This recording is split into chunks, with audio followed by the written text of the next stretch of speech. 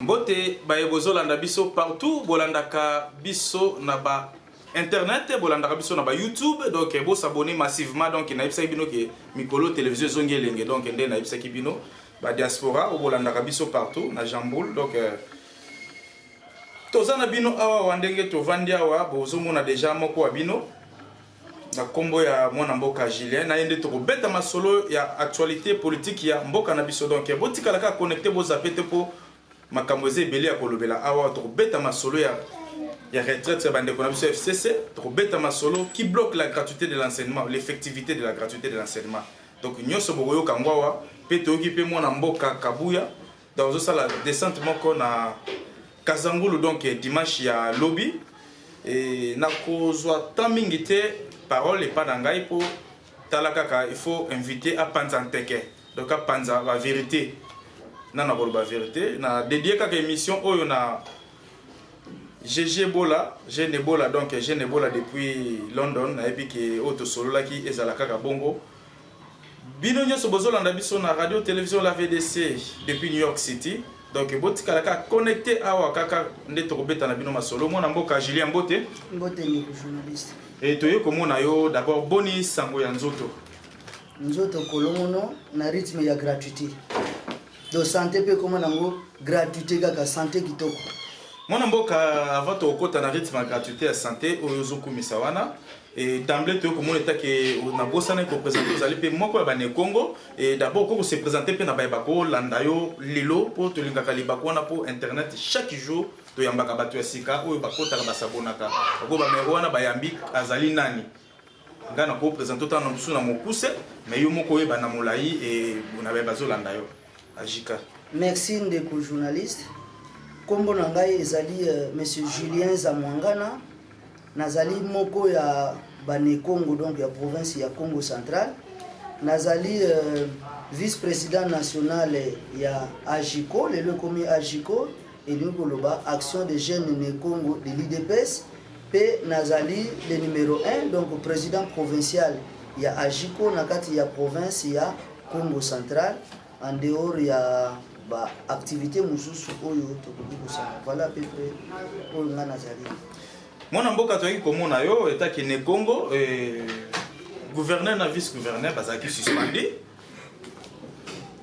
bakendaki na assemblée provinciale et blocaki pona ko enlever bango soki militaire wana mais tomoni ministre ya intérieur vice ministre intérieur vice ministre intérieur charge intérieur auti ko réhabiliter bango et d'emblée etaki ne Congo et réaction ne kozala ni na action wana réaction na ngai ezali réaction ya esengo mingi na kozongisa mwana mboka atuma tubwana na gouvernement provincial ye na vice na ye Justin Luemba.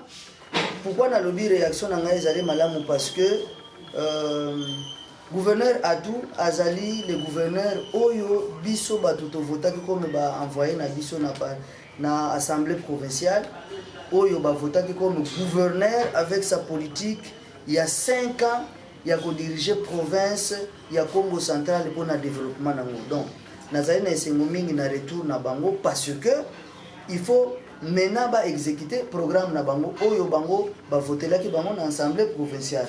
C'est vrai, on ne peut pas développer une province ou un pays na ba intérim parce que pouvoir et intérimaire ezalaka limité. Constitution na droit et limité à pouvoir et intérimaire. Mais mutu oyo azali nenge babenga ngona français investi na assemblée provinciale azaka na plein pouvoir ya ko diriger province. Donc tozali na esengo na retour ya mwana mboka atuma tubwana eloko tokosenga nde na bane Congo surtout na ba jeune na biso ya IDPS pe ba jeune nyonso ya Congo central en tant que muloboli na bino ezali to accompagner. Je sais que atuma tubwana azali sainte que akoya na bateau magique pour que province ya Congo central est développée na 2-3 jours, mais azali na posa ya accompagnement na biso. Il faut biso to accompagner toutes ces personnes qui s'appellent des experts na tel domaine to ça la pembeni na ye to accompagner pour que province na biso eye bana kokende liboso. Je sais que bato bakomona ngo miracle, mais pourquoi bazongisi pourquoi nini, mais tolobi tozali na état de droit. le chef de l'État ayokaki, le vice-premier ministre ayokaki, makambo elekaki na vice-gouverneur na Maman Mimi qui n'avait rien à voir avec le gouverneur Atou Matouana, tout ça na état de droit, qui n'avait rien à voir avec le gouverneur Atou Matouana. Le procureur général PGR a dit que ça là, et au babengi na français réquisitoire pour te kosenga na ba député provinciaux ba livrer gouverneur na biso pour que y ait ba kosambi ça mais au moins qui réponse ya ba député ba député na biso pour bango balobaki que non, le gouverneur n'était pour rien. Bah boya qui ko livrer na justice. Alors mais toi kanya kande tambolaki pour pas ba député. Papa, toyoka ki mais il faut to sala na ba preuve. Yango toyoko tuna yoko yondo sa moko ya ba. Mais biso nyonso Congo central coin. Biso nyonso to investiguer na situation wana. Oyebi maloba ona lobaka na ona émission à la fois passée. Na lobaki justice c'est ça la musala na ngo. To investiguer ba toyoko mona que non. Preuve égalité, cette histoire de corruption on en parle trop na mboka na biso et les gens ils ont la facilité à incriminer Batou, qu'un tel azali corrompu, un tel azali corrompu. Mais nous, ce que nous voulons, c'est des preuves. Par exemple, moi, Namboka Pepe, a une corruption, Mbongo, Bapesa qui est azali monta, Songolo, Bapesa qui est na Esika, un tel, et ma preuve, il y a mon Esika Togolo. S'il y a des comptes bancaires, ou Basala qui va virement que non, tel député a joué qui boule. Mais jusqu'aujourd'hui, combien d'États vice-premier ministre a joué pour geler le dossier depuis normalement merci d'abord na VPM intérieur parce que vraiment à 8 ans il y a continué le dossier Gilbert Kakonde parce que ce qui a été dans la précipitation les jours le lendemain où le député va livrer gouverneur alinga kimbala moko a levé suspension mais à 8 ans il y a étudier a occupé la force vive ya province ya Congo central. Toi, quand on va défiler, maman va défiler, député va défiler, jeune va défiler, même si la tendance, point de vue est là qui mon côté. Mais je crois qu'après analyse, on est rentré sur l'état des droits. Dossier à tout Matouana est là qui vierge sur le plan juridique et sur le plan des droits. Alors, devant le dossier vierge, il faut azongser dans Moussala. Mais mon amboka il fallait azongser, mais pour nani azongser na vice pour vice des là qui en fragant. En fragrance, c'est pour vice, quand même, à piéja qui vice, mais bolumbu ya mutu. Est-ce que ça dit que ça image ma bête na Congo central? Pour une azong si bon balé fallait azong ça titulaire, mais vice à comme bolumbu mon ana qui va geler à va changer à ta mutu. Na repère ça yo réponse na 3 niveaux. Niveau ya liboso ezali ngai nazali respectueux na constitution. Nazali moko atangaka tous les jours au moins mukanda ya constitution na biso ya République démocratique du Congo. Boyebi que l'air affaire ya o babengi mimikat e bandi na Congo central. Bakanga ki vice gouverneur na parquet na biso, parquet général ya Matadi. Bayaki ko libérer, ba libérer que pourquoi? Parce que il faut démonter noir sur blanc que viol d'abord et zalakité. Ça c'est de 1. Donc le dossier déjà viol et zalakité l'andengeni a force qui était moi ça ganga qui toi ganga qui était viol lorsqu'il n'y a pas consentement des deux parties sur le plan sexuel.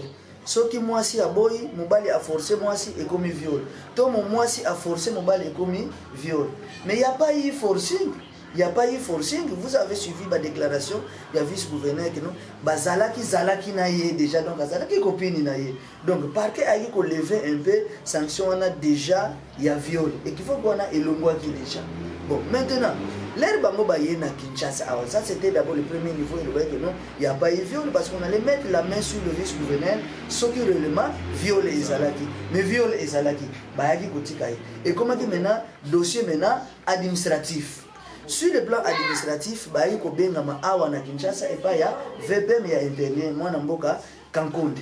Abenga kibango, ayoka kibango, vice-gouverneur alobaki oya alobaki non vraiment j'accepte avec copine nangai. Donc deuxième volet nangai, il y a réponse qu'on a vice-gouverneur, ça c'est vrai que en tant que numéro 2 il y a province, tout ce qu'on appelle en français probité morale.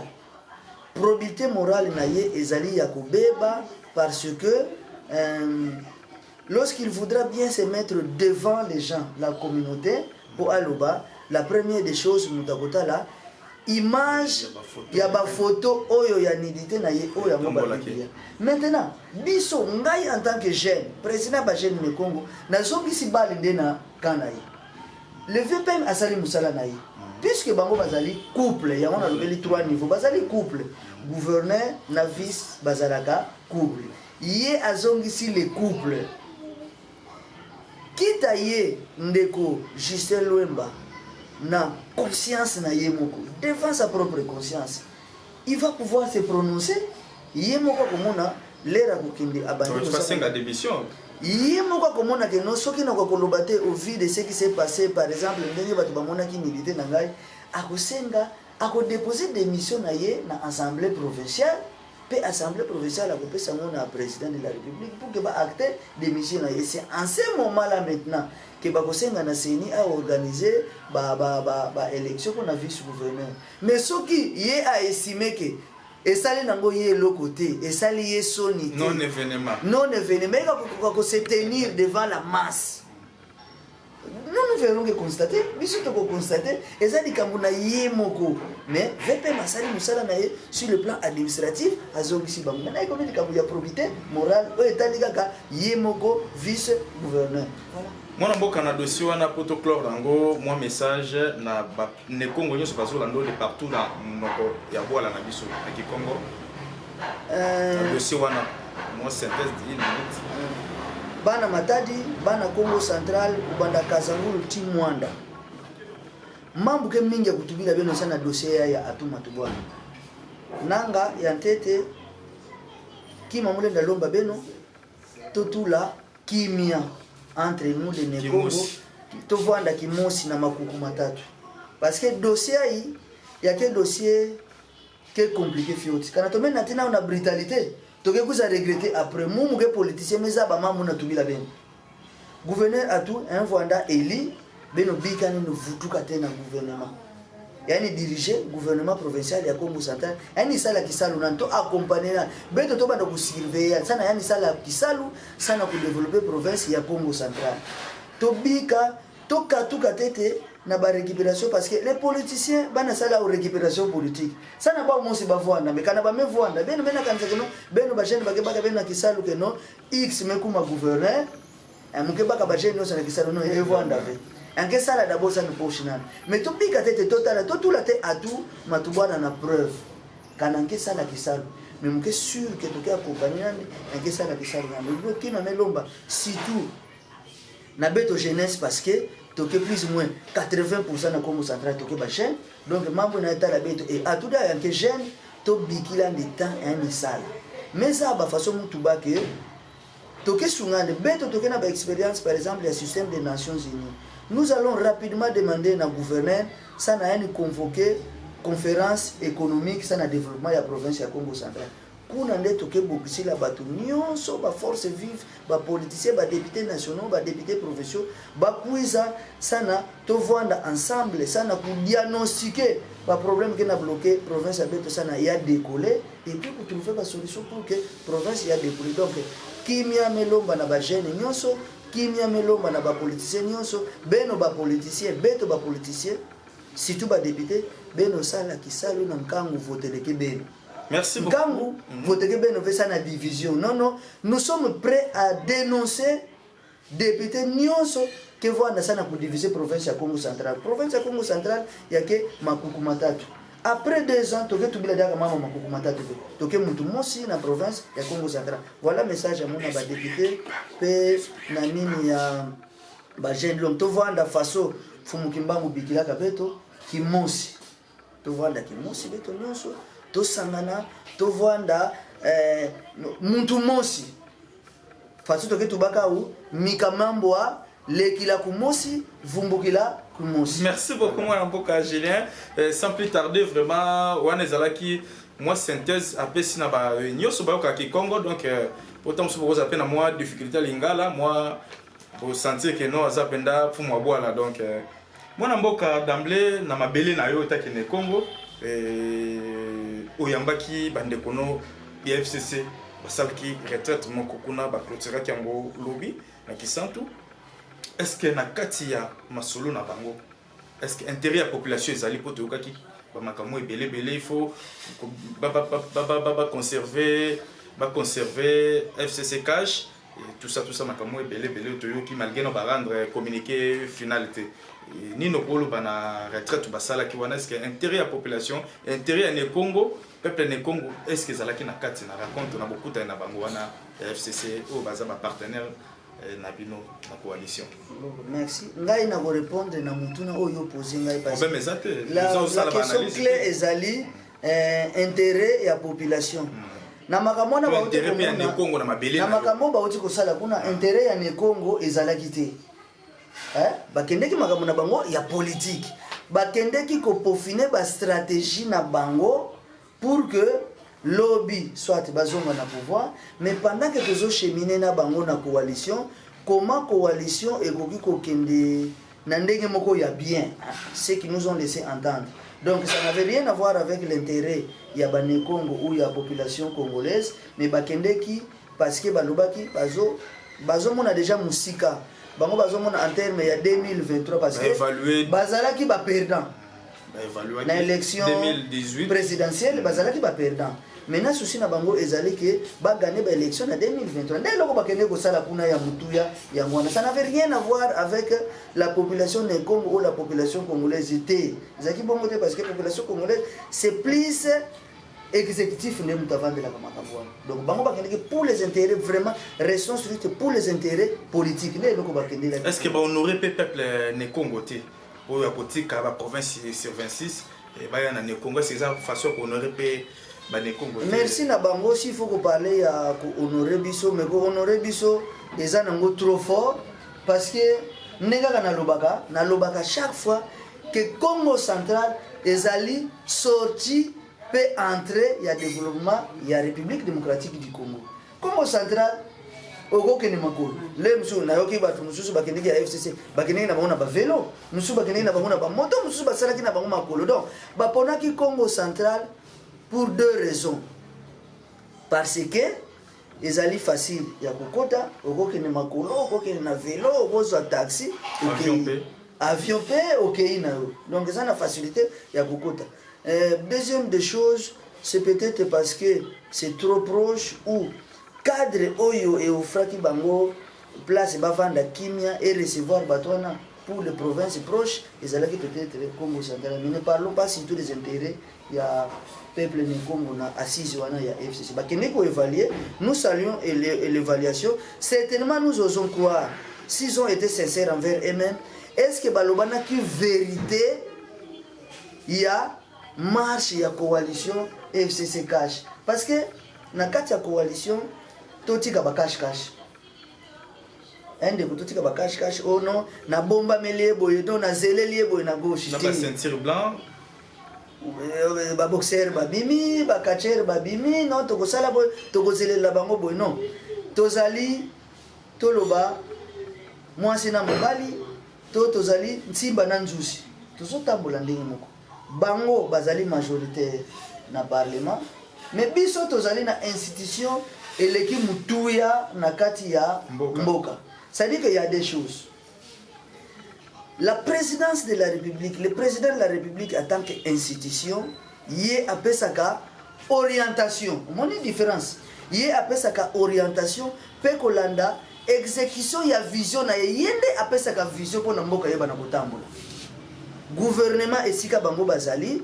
Ezali maintenant il y a monde et ça la exécution mais bako exécuter nini ba instruction vision ya chef de l'état vous voyez donc le commencement ezali président de la république ezali outside ezali downside donc eutaka boye ekitibo et ça la kateke emata boye donc voilà un peu et là on soki kaka to comprendre ngo omona ke kimia ekozoma à moins que vous soyez ministre rebelle.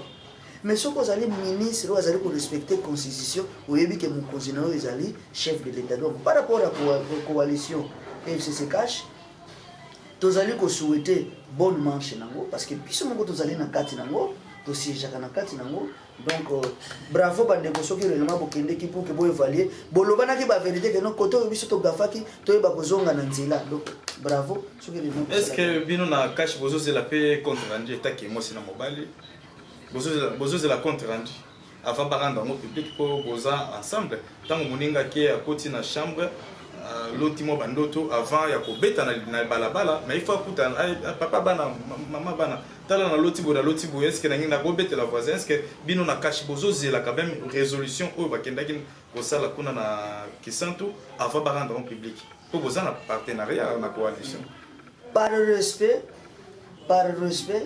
tozali na structure mobimba oyo esalaka suivi ya coalition oyo tozali na bandeko ya cash na bandeko ya FCC. Par respect na coalition na biso logiquement avant ba rendre yango public il faut déjà na kati ya commission wana bayeba na ko partager ba discuter nango par respect ya population na biso si réellement souci na biso ezali peuple na biso d'abord ça dit ba ko vanda tala biso eloko to monaki boye tala eloko to lito bimisi ezali boye. Donc par respect soki réellement tozali mwasi na mobali to nsimba na nzuzi bakolakisa biso eloko wana avant ezala ezoloba na ba cité na ba balabala partout na ba différentes émissions ba ministre ba abandonné ba poste ministériel ba ki réunion ya coalition est-ce que ça là qui important ministre oyo azali ba nommé ici à FCC à Kende réunion à Sundola dans ce ministère pour babi bango ba commis déjà na casquette ya national et nous ya na habité pour zo na ba cité na habité éclairage ni ko pesa. Maintenant maladie to tikali na moya mboka na biso ya ngwana c'est vraiment une maladie oyo il faut tolongwa ndeko tozwa ndeko Félix Tshisekedi yo ovandaka na permanence tous les jours na mona kona permanence vraiment combien de fois information na zama ide peste moi na mboka oui information na mona kona permanence yaka ko filer biso kuna combien de fois aussi on est déjà Félix Tshisekedi na permanence aye kuna depuis à sa président non je crois que ngai en tout cas en tant que président ya ba jeune comme na mona na Félix c'était depuis qu'il est président aya na permanence na cadre ya parti. Normalement un ministre lorsqu'il est nommé a prêté serment, va présenter programme na bango, va valider yango, normalement azalaka susu na couleur politique, logiquement logique des choses. Mais c'est seulement en République démocratique du Congo où vous sentez, même dans l'action du ministre, moi tendance, moi faveur et même dans le traitement des dossiers. Vous remarquerez que le dossier qui est dans Camboye a traité dans Camboye. Tout ça, tout démontrer à certains ministres, par exemple, pour exécuter des instructions, il y a le président de la République. Même na ici au yebi que moi na mboka président de la République a comment pour réhabiliter maman oyo ya ici mais jusqu'aujourd'hui azali na réhabilité il y a un directeur général un directeur de services généraux oyo nganzama na ici kawana mais tozali ko zela pena yango en passant na pesi message na ndeko na biso ministre Thomas Louaka que je respecte beaucoup na yebi que c'est un homme aussi azaka na droiture na ye il faut dossier wana pe ezo salir un peu il faut yeba ko traiter yango na urgence pour que yango ici là donc bande ko na biso ba ministre Balasima, faut pas basalaka abandon de poste. Parce que pour ministre il va s'absenter pendant pour ministre il va s'absenter. Il faut ordre de mission. Et ça la signé et pas yabo yo yebisanga isikoyo yon des journalistes. Est-ce que premier ministre peut azalaki? Bona mutuna ngana mutuna. Ngane faut na tunayo.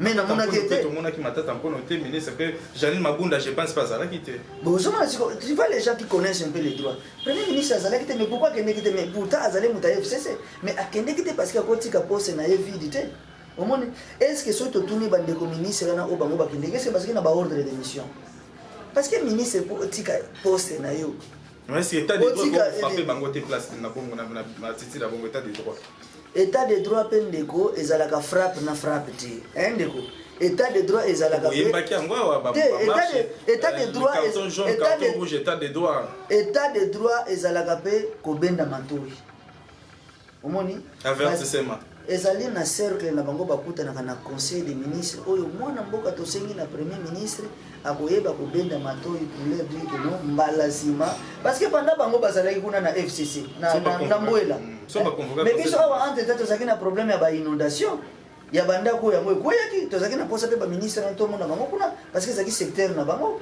entre temps bandako bango bazalaki kuna na Beni kuna Sabarde omoni abandon de poste toi qui n'a pas ça, Bango va continuer à réfléchir à mais j'ose croire que premier ministre, ce n'est même pas le président. Le président s'est rabaissé à niveau anaté. Mais le premier ministre dit que non, si vous voulez faire des choses comme ça, il faut un ordre de mission, il faut aussi une permission totale. Si c'est possible, comment vous pouvez parce que s'absenter pendant 3 jours, 4 jours comme ça, ils ont honoré le gouvernement. Mon amboka est-ce qu'il y a un comportement bongo est-ce que tu vois que crise entre FCC cash un comportement nyo sona koto boko nanger koto bison de tobanda gratuité enseignement une continuité est-ce que konager est-ce que konager ça peut mabe ba terme na konager terme wana ya konager ndeko peut-être que bato ba comprendre ki yango bien dit konager elingi koloba que non mutu nyonso azali na mabe na ye oyo ye moko amoni ke na mabe na ngai de lui-même yango balobaki de lui-même nager wana elingi koloba capitale toza nango plus proche ezali Brazzaville soki mutu alinga kende na ye amoni kaka mabe na ngai na kende na ngai kaka sikoyo kokata Brazzaville okende ndenge nini donc yo na mono za sima ya bato yoza na sima te ya bato babaki kabuda senga bolimbisi mpona nage kabuna kosenga bolimbisi te akosenga bolimbisi en vertu balobi aza président vice président assemblée papa eloko na ba parole ndenge wana te eloko wana baza na règlement d'ordre intérieur na bango ya bureau non les gens ne comprennent pas.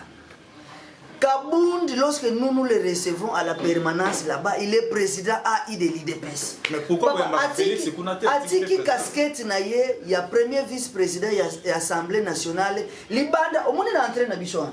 Il y a permanence. Yo ya ka kufile ba information kuna. Atiki ka casquette na ye wana, il y a président de l'Assemblée, il y a premier vice-président de l'Assemblée nationale. Soka côté na temple ya démocratie. Azongi combattant. Azongi combattant, azongi président. Président AI ya l'IDPS. Donc ma parole c'est en qualité ya président AI ya l'IDPS, pas en qualité ya premier vice-président ya l'Assemblée nationale. Nous devons faire la part des choses des journalistes. Donc vous confirmez qu'il y a crise entre FCC Cash. Il n'y a pas crise mais il y a incompréhension seulement. Au côté bamsusu balati ceinture blanc, côté bamsusu balati ba maillot, ba sportif côté nage ozomona te que besoin na parole moko te moi sina mobile. Toko bunda bitumba ya mibeko bitumba ya constitution c'est-à-dire que oyo akobima na cadre ya constitution oyo akobima na cadre ya mibeko ami bimisi na mboka nde nage wana yango wana akei ozolanda ndeko journaliste c'est-à-dire que parler de crise c'est encore trop fort mais il y a eu moi ba incompréhension wana tozali bana mboka tokozonga déjà même déjà ba service na biso ya coalition cash FCC bazali déjà na kovanda pour que ba dialogue ezonga to na kovanda pour que to lever équivoque parce que ba incompréhension na ezoko arranger eloko moko te na population. Donc nous tous logiquement si nous aimons ce pays ici nous n'avons qu'une seule cible na biso ezali population. Bon, pourquoi tokobunda soki réellement ngana yo cible na biso ezali population tokobunda pourquoi parce que soki yo ezali cible no ezali population ngape cible ezali population tokobunda pourquoi donc toko arranger ba incompréhension wana pour que tozonga na lokola simba na nzuzi pour que toyeba kokende liboso. Je sais que eza na mwa ba action mususu o ezomema ba agitation na ba camp. C'est tout la vérité, na ba kaya bande ko na biso mususu. Papa, eloko ya gratuité. Toko ta gratuité qui bloque la gratuité de l'enseignement. Eloko ya gratuité, eloti si même Mobutu ndoto. Même Mobutu aloti ndoto. Aloti nini? Mais aloti que pourquoi na sala yango te? Soki na ko se kwa lisusu, eloko na ko kende nango gratuité. Pas gratuité. Eza film, gratuité de l'éducation de base, ezali disposition constitutionnelle. Ezali invention ya président Félix Tshisekedi. Le président Félix Tshisekedi a eu comme matérialiser.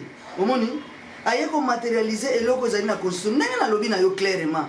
Félix Tshisekedi azali mutu azali na droite na na bureau na ye constitution na gauche na ye programme na ye avant akoma candidat parce que il faut noter que Félix Tshisekedi azali mwana ya grand politicien à la République démocratique du Congo, c'est-à-dire que Félix Tshisekedi a botami na politique, a collé na politique, a bali na politique.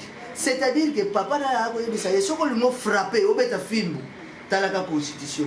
Faiblesse okozo ya baninga eloko bango basala te yo sala ya bo. Mais ko bima na cadre ya constitution te. Ndeye eloko monde ba bengi papa lobaki. Papa lobaki ya mwana nde. Papa, gratuité éducation na yebiso papa. Yo ebiteke bakulu na bo siko yo tokosala analyse na 2020. Total nombre ya bakulu na ndenge ko baisser sensiblement. Parce que effet d'entraînement ya gratuité. Montuni na mondo sala susu kuna pourquoi bato bakoma yo bakulu na mwana ana eloko kosala te. Parents sont capables de foutre les minerva. Mwana lobino balabala balangai. Lelo tala Félix eloko sali papa kende na camp A. Tala bana basoda na someli bato. Eloko mosusu ozomona ke kimezo kota na mboka. Yo yebi combien de militaires na policiers ba obete la Félix maboko. Policier lelo ba valoriser mwana na ye akomi ku. Donc policier akomi alongo politique akomi na kati ya politique obete la chef de l'état maboko. Kobeta maboko te na ba action na ye même nani policier na militaire. Soki action ya chef de l'état za malam. Abeta maboko te pourquoi? Policier azana mwasi. Policier azana bana. Policier bana oyo basalaka mingi bakulu na yo ebiteke bazali bana ba policier na bana ba militaire. Mais aujourd'hui bana na bazongi kelasi grâce ya papa Chikoti. Mwana mboka papa Chikoti azongi bana ba policier na classe. Mwana mboka tolingaki totuna mutuna gratuité ngo nani azo bloquer ngo pour toujours remarquer les effectivité. Pour te remarquer la permanence na bino to éviter ce commis secrétaire général et enseignement. To cabinet ministre à tout moment toujours les kaleka on mona bana classe baye site liboso ya bureau Augustin Kabuya to éviter ezali nini ezoleka na on nani azo bloquer effectivité ya gratuité wana. Effectivité ya gratuité ezali bloqué te. Ezali juste mukusa o ezosala na batu. Na batu oyo bakomisaki éducation cop na bango boutique na bango. Omoni et comment ki papa gratuité ezali bloqué te. Papa gratuité ngonga essaie beta déjà ekosalema. Je dis bien quelques écoles, si 48 000 écoles tozanango, papa 12 ils ont posé problème na Kinshasa. Je dis bien 12 papa. Ça la moyenne, ça la calcul bino ba journaliste de botanga mingi. Vous remarquerez que en termes de pourcentage, ils allaient plus que 0,006%. Il y a des écoles aux otanga. Donc c'est vraiment négligeable. Mais je t'apprends que na kati ya présidence réunion munene ko salema déjà entre ba école wana les 12 wana donc les coordonnateurs des écoles conventionnelles catholiques parce qu'il s'agit bien des écoles conventionnelles catholiques. Oyo bazali ko revenano parce que eza mwa ndoto ezali mwa musuni o bango ba ko zwa mena baboto yo musuni parce que papa ce na bete le calcul boboto 9 écoles première Ozolanda primaire maintenant fois plus moins 40 élèves hein au babo futa plus moins $400 aujourd'hui 9 fois 400 fois 40 vous remarquez que c'est à peu près $144 000. Maintenant, l'air papa gratuité, papa Chikoti, Félix, au biso to bengi na Congo central, Nsonganzila, mais auto bengi na niveau ya Kinshasa, papa Chikoti. L'air y a chicoté na gratuité. Maintenant, manque à gagner wana esalemi na bakolo wana. Papa, yo kansi ekesala ba mukusate. Et yo kansi bako luka ba midi à 14h te pour que batinda ba enseignant non bo grever yo enseignant go grever pourquoi parce que mbongo no bazo futa ngo règlement tout de suite au futa déjà premier palier déjà gouvernement a outi ko décaisser sous deuxième palier parce que je te prends parce que nazali moko ya ba membre ya collège ya éducation na kati ya présidence de la république o eloko na boya ko lo baba lo bateke na lobby en qualité ya président de la république yo kutima awa en qualité ya vrai politicien né Congo. Mais maintenant, on a livré un peu que non, na kati ya makamwana éducation de base, ezali na mwa ba poche d'ombre wana ezali. Oto ka ministre pas base pour pas na les sévinier ministre tutelle. Ngai na yebisio que pas bloqué pour ba mbongo belé les sévinier ndenge côté sa comptabilité. Na lobby na yo que non, mais c'est peut-être l'inverse. Parce que hier a la gratuité Yé atikala na bambongo na yona na nini. Moi j'ai été rencontrer les ministres d'État, il y a EPST. Et tozalaki ngai na conseiller principal Jean Tezogan, c'est conseiller principal la chef de l'État na matière d'éducation et recherche scientifique. On a pesimbote na pesimbote na ndeko na ngai son excellence monsieur le ministre d'État, ministre ya EPST mbote ndeko Willy Bakonga. Tovandaki na ye ndenge tovandi ngano boy nous trois comme ça na kata cabinet na ye.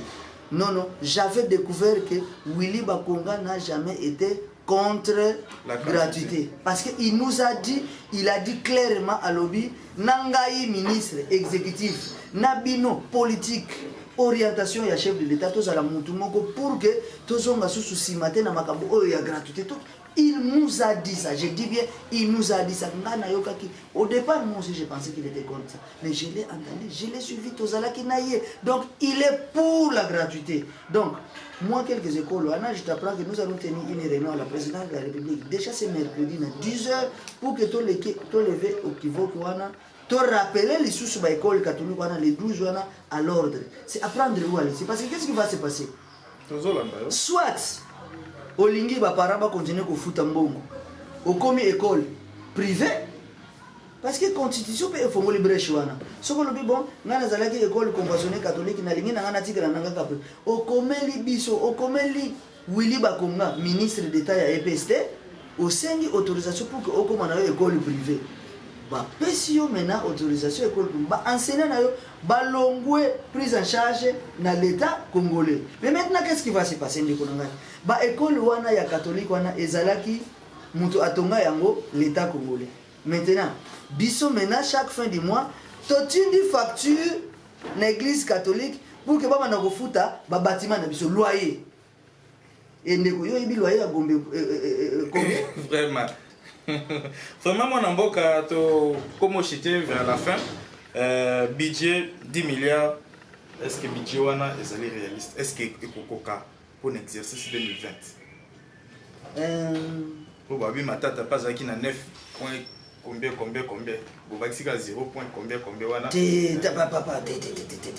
C'est pourquoi aussi. Ma tata 9. Non. Qui vous a dit ça, papa? Non, qui vous a dit ça? Ça dit que ce que ma tata a dit na 9 milliards, après, Badi Banga, na Bruno Chibala, qui sont à 4 milliards. Papa Chicotte, a doublé, presque a triplé le budget de la République démocratique du Congo. S'il y a quelqu'un qui va contredire le budget de la République démocratique du Congo et les gars na 5 milliards, nous qui l'avons salanganaye débat contradictoire na plateau, non, on n'a jamais connu ce budget-là. C'est pour la première fois que Félix a doté la République démocratique du Congo na méga budget à la taille de la République démocratique du Congo.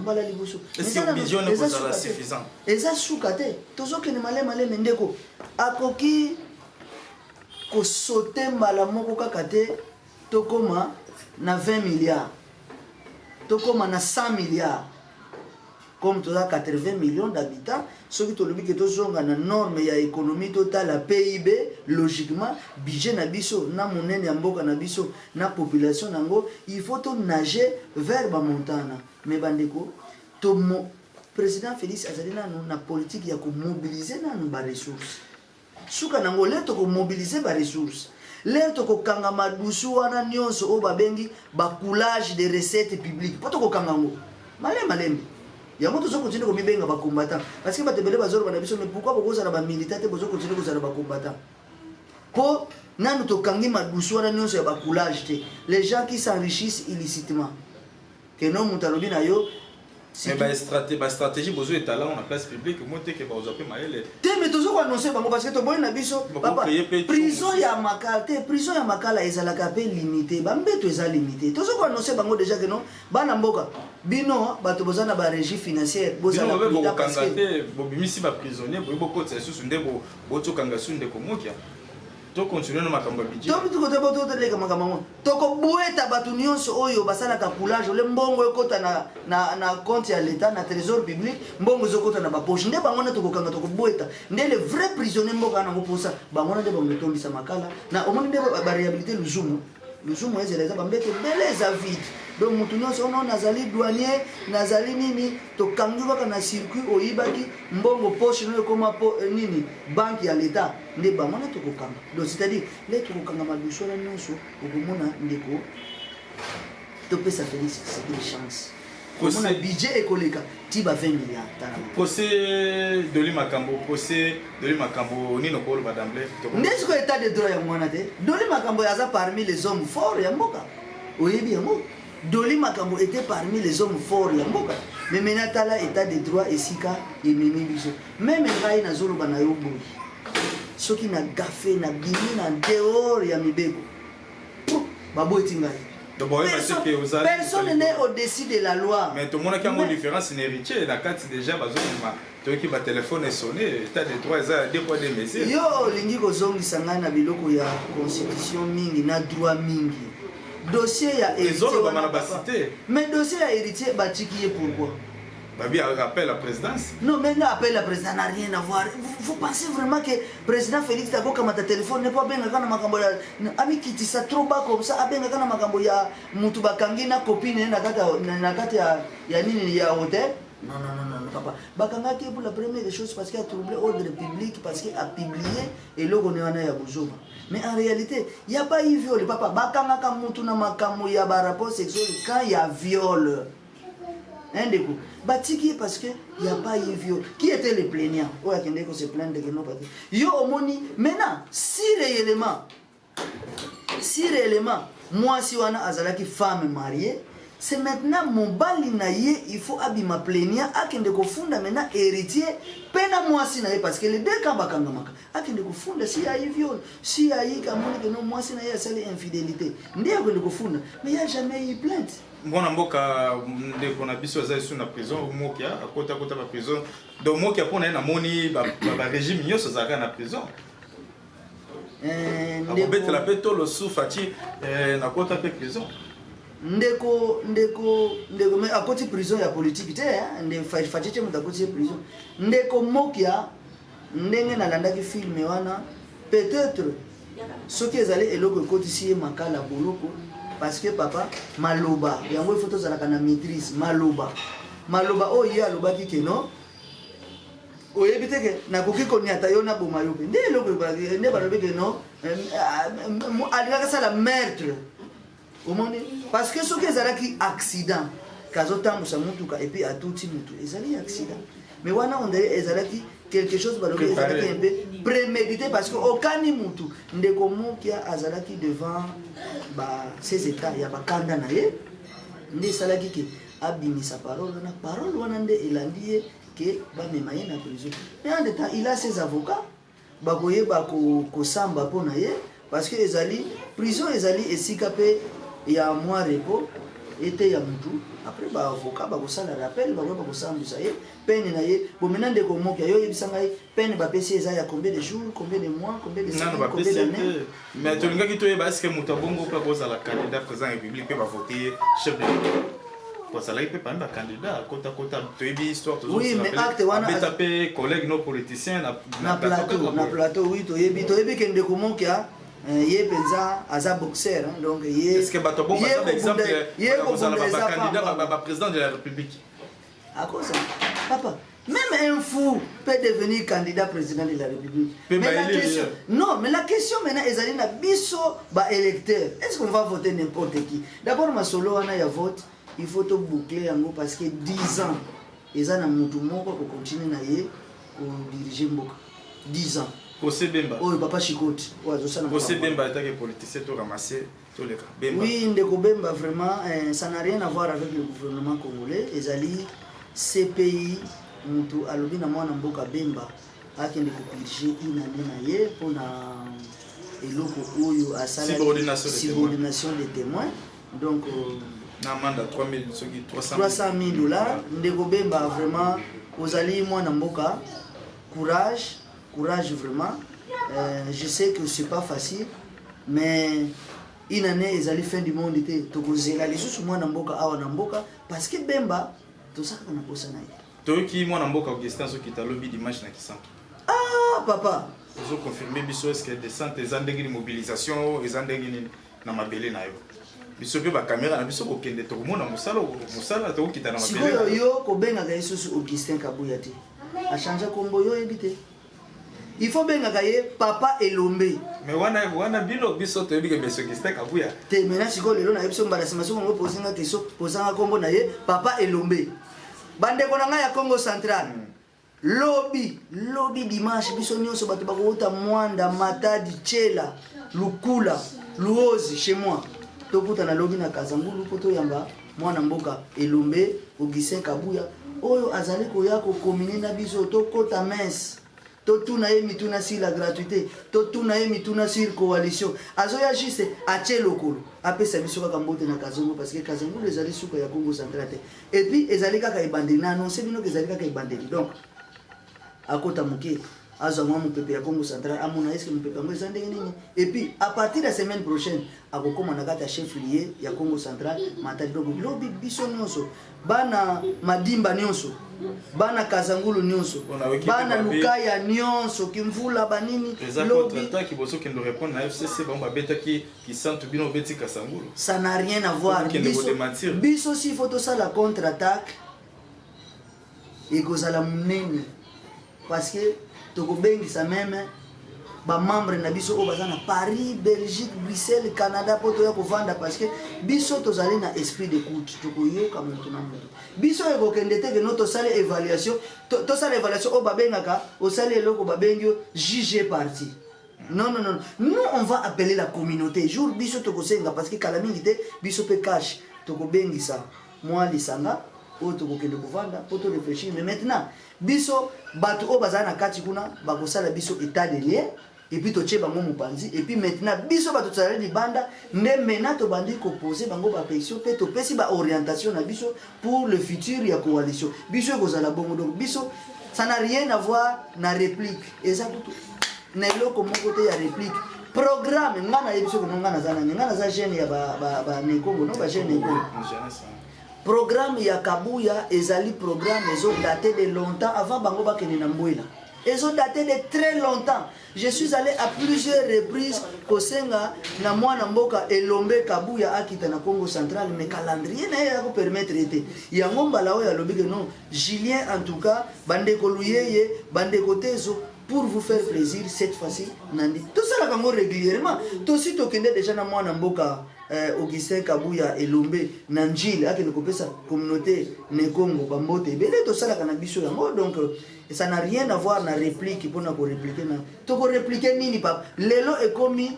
mutu nyonso 2023 okozala jugé eli sur base ya ba action na société mwana mboka poto sugisa message ya suka na bai partenaire na bino FCC message na ko lancer na bandeko na biso ya FCC ndenge na lobaki tozali na cible moko kaka biso nyonso cible na biso ezali population peuple le peuple d'abord c'est-à-dire que biso nyonso FCC cash totika kolota bandoto tozala sima ya mukonzi mboka ndeko Félix Tshisekedi papa Béton oyo biso na Congo Central to bengi Nsongia Nzila tozala kana sima na ye parce que yende mtala kisa biso nzila biso nyonso alakelele koluka kozala liboso na yete oko trebucher obunga nzila yoko ke na gauche zoka biso to kende na droite c'est-à-dire que tozala kana sima na ye pour que toyeba kotombola mboka na biso ça ne sert à rien de polémiquer tozala kaka sima na ye voilà merci beaucoup mwana mboka Julien merci ndeko journaliste bayi mboka tokomi bongo na suka bouti kolanda makanisi ya mwana mboka Julien oyo azape jeunesse na kata jeunesse ya Congo donc bouti kolanda makanisi apesi donc ba propos alobi wana etali kaka ye etali ngai te donc bayi bafinga bobesana bofinga ba numéro ezala na bofinga esaka biso beta bofinga to santike bozolanda donc na CP na CP le mafinga déjà na biki non na gosa le biso 5500 vies mais na 500 mafinga donc merci beaucoup na biki 500 personnes au Bazolandangai quand même. Bon, tu as connecté à la radio-télévision la VDC mettant depuis New York City. P. Baïbola Darabiso na RDC Source Info. Et pas Nixon et Léa Lukusa. Vraiment, bon, tu as connecté donc pour s'abonner massivement. Et tout le monde a nabino lobby. Na gozalanga na Kazangulu déjà donc na epi na zuluka donc na osona papa Julien déjà sombe langue toko do na longwa butu do no kelala na terrain ya Kazangulu donc tokutana wana et Bye.